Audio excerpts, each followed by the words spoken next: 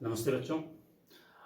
आज हम आप लोगों के साथ लोगों ने आंदोलन को कैसे लिया, मतलब नेशनलिज्म इन इंडिया चैप्टर के जो सिविल डिसोबीडियंस मूवमेंट था उसके कंटिन्यू करते हुए अगले सेक्शन में आते हैं। मतलब हमने आंदोलन को बता दिया कि इसका पेशावर में क्या लाल कुर्ती आंदोलन का क्या रोल रहा, महात्मा गांधी को कैसे गिरफ्तार किया गया, फिर उसके बाद सेकंड राउंड टेबल कॉन्फ्रेंस में कैसे फेलियर हुआ, बातचीत टूट गई, फिर से स्टार्ट हुआ मूवमेंट। फिर उसके बाद हम अब इसका इम्पैक्ट जो है अलग अलग सोसाइटीज में देखेंगे, जिसमें सबसे पहला जो आता है पीजेंट्स। हम किसकी बात करेंगे? पीजेंट्स की बात करेंगे। पीजेंट्स ने इसको कैसे लिया। दूसरा इसी का पार्ट होगा रिच एंड पुअर पीजेंट और रिच पीजेंट्स। फिर उसके बाद आएंगे बिजनेस क्लास पे आएंगे, बिजनेस क्लास ने कैसे लिया। फिर उसके बाद इंडस्ट्रियल वर्कर ने कैसे लिया, वर्किंग क्लास ने कैसे लिया। फिर उसके बाद वुमेन पे क्या इम्पैक्ट था। तीनों सेक्शन को बारी बारी से देखेंगे, ठीक है। जो पहला है पीजेंट्स में जो किसान थे उस समय आपको पता है कि 1929 का जो दौर था और 1932 तक का जो दौर था वो जो है ग्रेट डिप्रेशन का दौर था, महान आर्थिक मंदी का दौर था। महान आर्थिक मंदी होने की वजह से पूरे दुनिया में जो है फूड की प्राइसेस या कमर्शियल ग्रेन की जो प्राइसेस थे वो बहुत ज़्यादा फेल हो गए थे, बहुत ज़्यादा डिक्रीज हो गए थे, जिससे जो है किसानों को बहुत ज़्यादा घाटा हो रहा था, लोग रेवेन्यू को पे नहीं कर पा रहे थे। उस संदर्भ में हम देखते हैं, ठीक है। सबसे पहला जो उदाहरण आता है रिच पीजेंट्स के बारे में हम बात करने जा रहे हैं। जो पहला उदाहरण आता है वो पाटीदार समुदाय आता है गुजरात का। आज भी पाटीदार समुदाय गुजरात में सबसे सशक्त माना जाता है। दूसरा जो सेक्शन आता है वो है जाट समुदाय, ये यूपी का है। इन दोनों ने जो है जो गांधी जी का सिविल डिसोबीडियंस मूवमेंट था, सविनय अवज्ञा आंदोलन जो था, उस आंदोलन को इन्होंने जबरदस्त समर्थन दिया।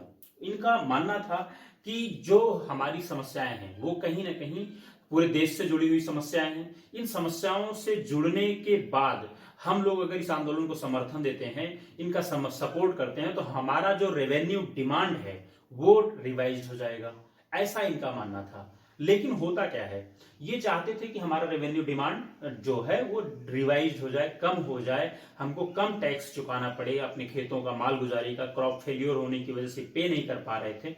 इस सेक्शन में क्या होता है, 1931 में जो है Gandhi ji civil disobedience movement को कॉल वापस ले लेते हैं। क्यों? क्योंकि मार्च 1931 में 31 में ही जो है गांधी और इरविन का समझौता हो जाता है कि हम जो भारत का फ्यूचर कॉन्स्टिट्यूशन बनेगा वो बनेगा जो है राउंड टेबल कॉन्फ्रेंस के बाद। तो पहले राउंड टेबल कॉन्फ्रेंस में गांधी जी जाते नहीं है, कांग्रेस समर्थन नहीं देती है, कांग्रेस बहिष्कार बायकॉट करती है। फर्स्ट जो है क्या कहते हैं राउंड टेबल कॉन्फ्रेंस का सेकंड में उनसे समझौता होता है कि हम पॉलिटिकल प्रिजनर्स को छोड़ देंगे, कई सारी डिमांड्स उनकी मान ली जाती है और गांधी जी एग्री हो जाते हैं कि हम सेकंड राउंड टेबल कॉन्फ्रेंस में हम जो है लंदन में भाग लेने के लिए जाएंगे। तो ये होता है, तो गांधी जी मूवमेंट को वापस ले लेते। इससे किसानों को बड़ा झटका लगता है कि हमारी डिमांड तो सचमुच में कम नहीं हुई और गांधी जी ने मूवमेंट को वापस ले लिया। इससे बड़ा वो अपने आप को ह्यूमिलिएट फील करने लगे कि हमने इतना बढ़ चढ़ करके स्वराज मूवमेंट में हिस्सा लिया और हमारी मांगों को मानी नहीं दी। एक तरह से आप ऐसा सोच सकते हैं, कांग्रेस के पास जो है किसानों को लेकर के, महिलाओं को लेकर के, वर्किंग मजदूरों को लेकर के कोई मतलब पॉलिसी नहीं थी, या बिजनेस क्लास को लेकर के कोई पॉलिसी नहीं थी, हमको इनको कैसे यूटिलाइज करना है। उसी का नतीजा था कि कांग्रेस से दूर होते चले गए लोग। कांग्रेस से दूर होने में जैसे पाटीदार समुदाय और जाट समुदाय जो यूपी का था, वो जो है जब 1932 में फिर से रीस्टार्ट होता है मूवमेंट, तो वहां पे वो पूरी तरह से समर्थन नहीं करते हैं। कहते हैं कि ये हमारा डिमांड तो रिवाइज हुआ ही नहीं है, रेवेन्यू डिमांड, तो हम क्यों इसका समर्थन करें। तो एक तरह से गांधी जी के मूवमेंट का वहां पे जब दोबारा आंदोलन शुरू करते हैं तो वो समर्थन देना बंद कर देते हैं, ठीक है, पहला पॉइंट। दूसरा, पुअर पीजेंट्स पे क्या था। पुअर पीजेंट्स की डिमांड को कौन लेके चल रहा था? रेडिकल मूवमेंट एक तरह से था। रेडिकल मूवमेंट का मतलब जो परिवर्तनवादी थे, जो बहुत तेजी से किसी चीज में सुधार चाहते थे, वो लोग थे।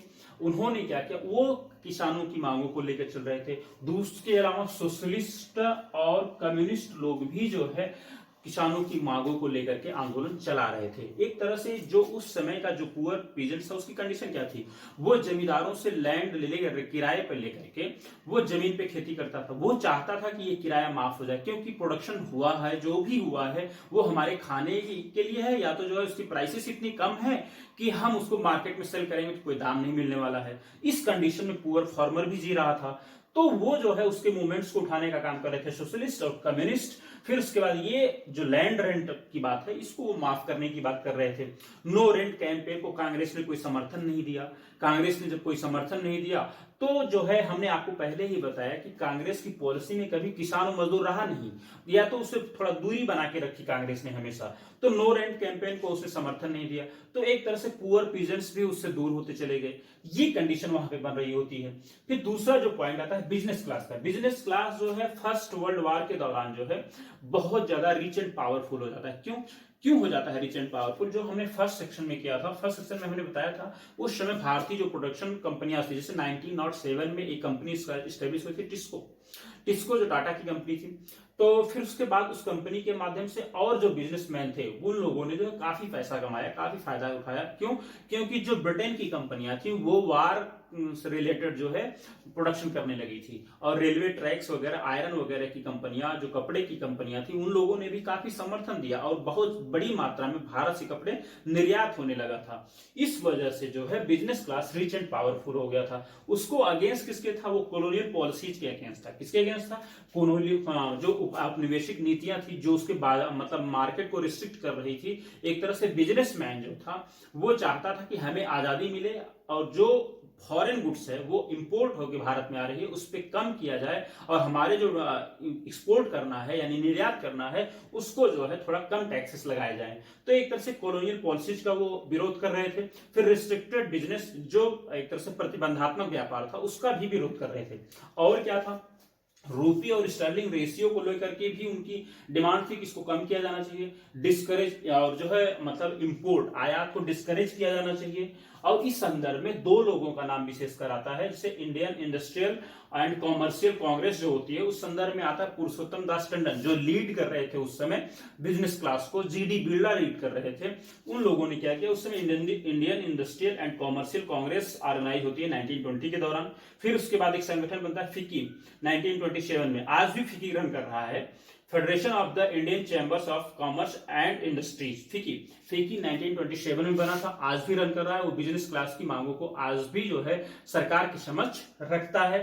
ठीक है, फिर उसके बाद उनको डर किस बात का था? फेलियर हो गया था किसका? राउंड टेबल कॉन्फ्रेंस का। राउंड टेबल कॉन्फ्रेंस का जब फेलियर हो गया तो उनको लगा कि हो सकता है सरकार फिर से हमारे ऊपर बैन थोप दे, हमारे व्यापार में हानि आए, इस तरह की कंडीशन बन रही थी। और एक चीज उस समय हो रहा था, मिलिटेंट एक्टिविटीज भी बढ़ रही थी। क्या हो रहा था? मिलिटेंट एक्टिविटीज भी बढ़ रही थी। इससे भी बिजनेसमैन को डर लगने लगा था। इस कंडीशंस में जो है बिजनेसमैन अपने आप को मतलब मूवमेंट से मतलब कुछ दूरी बना के रखने लगा था। ठीक है, फिर उसके बाद इन्फ्लुएंस ऑफ सोशलिज्म, और जो सबसे बड़ा फैक्टर आ रहा था वो सोशलिज्म, समाजवाद अगर आ जाएगा पूरी दुनिया में, जैसे 1917 में जो रशियन रेवोल्यूशन हो चुकी थी वहां समाजवाद का सक्सेस मॉडल एडॉप्ट किया जा चुका था। इसका डर भी था कि बिजनेसमैन जो है अपने पूंजी को खो देगा और उसे भी जो है अपनी पूंजी को भारत सरकार के द्वारा भारत सरकार में रखने का जो है एक तरह से कहीं बैन न लगा दिया जाए, इस चीज का भी डर था। यंग लीडर जो थे कांग्रेस के वो लोग भी जो है सोशलिज्म की तरफ झुके हुए थे। इस तरह से बिजनेसमैन भी डरा हुआ था, कहीं ना कहीं एक तरह से उसको कई सारी चीजें कटोच रही थी जिससे वो जो है उसको समर्थन भी कर रहा था। और ये बिजनेस क्लास जो है कांग्रेस को कई बार जो है ग्रांट भी दिया है, असिस्टेंस भी कर रहा था। इस तरह से पूरा का पूरा सिस्टम ये ना तो बहुत पास जा रहे थे ना ही बहुत नजदीक आ रहे थे। दूसरा पॉइंट क्या है? दूसरा पॉइंट है इंडस्ट्रियल वर्किंग कंडीशन की क्या सिचुएशन थी। ये लोग जो है मेनली नागपुर में एक स्ट्राइक हुआ था, रेलवे स्ट्राइक था, डॉकयार्ड रेलवे वर्कर्स स्ट्राइक 1930 में हुआ था। डॉक वर्कर मतलब पोर्ट पे जो वर्कर्स होते हैं उनकी स्ट्राइक 1932 में हुई थी। फिर उसके बाद छोटा नागपुर टीन माइंस में 1930 में हुई थी, जो स्ट्राइक हुई थी। इस तरह से छोटे छोटे जगहों पे स्ट्राइक उस समय हुई थी। लोग गांधी टोपी पहन करके जो है पूरे मूवमेंट को चला रहे थे, और पूरे मूवमेंट को चलाने के दौरान वो लोगों को लगता था कि अब हमारे देश का शासन होगा, हमारा ही शासन होगा, गांधी राज आ जाएगा। लेकिन ऐसा कुछ हुआ नहीं। और ये लोग भी इंडस्ट्रियल वर्कर्स की डिमांड्स को जो है कांग्रेस अपने मैनिफेस्टो में शामिल नहीं कर रही थी, अनविलिंग सपोर्ट एक तरह से कर रही थी, अनिच्छा पूर्ण समर्थन था। और कहीं ना कहीं वो अगर चाहती तो अगर बिजनेस क्लास को अपने पास लाती तो इंडस्ट्रियल वर्किंग कंडीशन क्लास दूर हो जाता, अगर इसको पास लाती तो ये लोग दूर हो जाते, मतलब बिजनेस क्लास दूर हो जाता। तो ये कंडीशन बनी हुई थी कि कांग्रेस कैसे, इसी तरह से हम ये कहना चाहेंगे कि कांग्रेस की स्थिति जो है तो हर तरफ से मतलब एक तरह से अनसर्टेन थी, पूरी तरह से अनिश्चित थी। वो रिच और पुअर के बीच में फंसी, रिच पीजेंट्स के बीच और पुअर पीजेंट्स के बीच फंसी, बिजनेस क्लास के बीच फंसी हुई थी, इंडस्ट्रियल वर्कर्स के बीच फंसी। अब वुमेन की क्या कंडीशन थी? वुमेन 1930 के दौरान जब गांधी जी मूवमेंट को स्टार्ट कर रहे होते हैं, साल्ट मार्च कर रहे होते हैं, उस समय बहुत हजारों महिलाएं आकर के उनकी बातों को सुनती, जो ऊंची जाति की महिलाएं थी। फिर उसके बाद नीची जाति की महिलाएं भी आकर सुनती थी गांधी जी को। उन्होंने पार्टिसिपेट करना मूवमेंट में शुरू किया।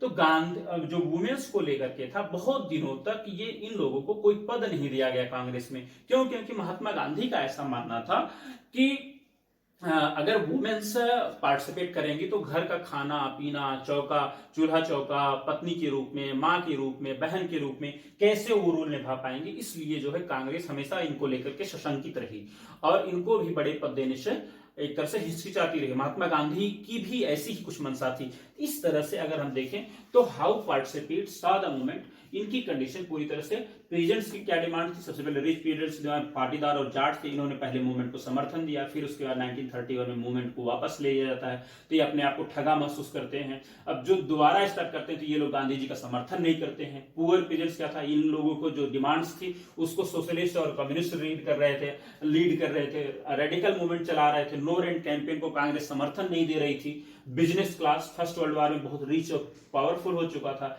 ये लोग कॉलोनियल पॉलिसीज और रिस्ट्रिक्टेड बिजनेस के अगेंस्ट थे, मतलब इनको खत्म किया जाना चाहिए। और ये हमारे रूपी स्टर्लिंग रेशियो को भी मतलब जो था उसको कम करना चाह रहे थे, डिस्करेज करना चाह रहे थे आयात को। इंडिया दो इन्होंने संस्थानों, एक कांग्रेस स्टैब्लिश होती है, एक फिक्की की स्थापना होती है 1920 में, Indian Industrial and Commercial Congress, और Federation of the Indian Chamber of Commerce and Industry FICCI के स्थापना 1927 में होती है। इसको लीड करते हैं पुरुषोत्तम दास ठाकुर दास, ठीक है। फिर उसके बाद जो है इसको लीड करते हैं जीडी बिरला, ये लोग लीड करते हैं और इनकी डिमांड को रखते हैं। फिर ये लोग फेलियर क्या हुआ? राउंड टेबल कॉन्फ्रेंस का फेलियर होगा, मिलिटेंट एक्टिविटीज बढ़ रही थी, सोशलिज्म और यंग लीडर्स कांग्रेस की भी ये अपने आप को खतरा मान रहे थे। तो ये सारी चीजें चल रही थी। इंडस्ट्रियल वर्किंग क्लास क्या था? वो नागपुर में था और कहीं पूरे भारत में हुआ नहीं।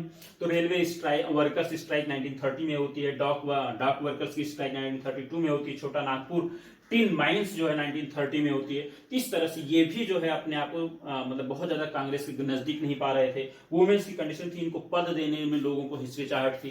क्यों? क्योंकि वुमेन घर का खाना पीना, चूल्हा चौका, पत्नी माँ के रूप में कैसे सर्वाइव कर पाएगी। तो ऐसा मानना गांधी जी के बात है, गांधी जी का भी था। इस तरह से पूरा का पूरा सिस्टम जो था वो लोगों ने कैसे लिया, उस पर हमने डिस्कशन किया। अगर कोई क्वेरी होगी इस पर तो हम गूगल मीट ऐप से लेंगे आपकी क्वेरी और फिर उसके बाद जो भी डाउट्स होंगे उसको क्लियर करेंगे, ठीक है। थैंक यू बेटा, नमस्ते।